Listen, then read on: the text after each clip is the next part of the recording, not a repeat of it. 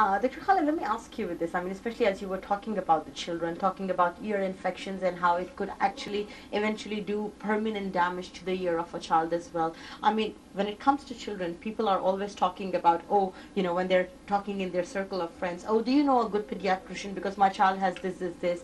Or if somebody has, like, you know, an older parent who's having cardiac complications, do you know of a good cardiologist? Money is no issue. I would spend anything, but I want to take my father or my mother to the best cardiologist. But I think we've seldom heard the part where they say, I want the best ENT specialist. How important is it for people to go to the right ENT expert or specialist so that things could be dealt with at an early stage? Well, it depends on the problem. As you mentioned, if it is a problem of recurrent infection in the children, they could check with their pediatrician in their local area.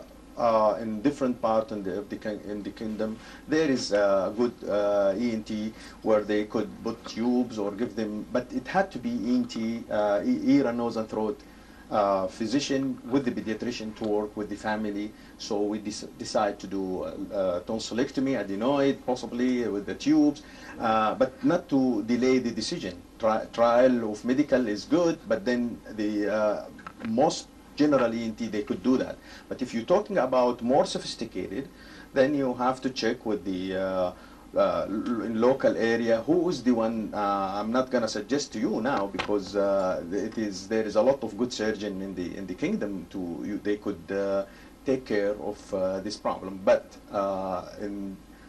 it's a duty of the local physician who cannot do this to refer them to the surgeon who could do this sophisticated approaches or a management that ordinary one cannot be done in their local area.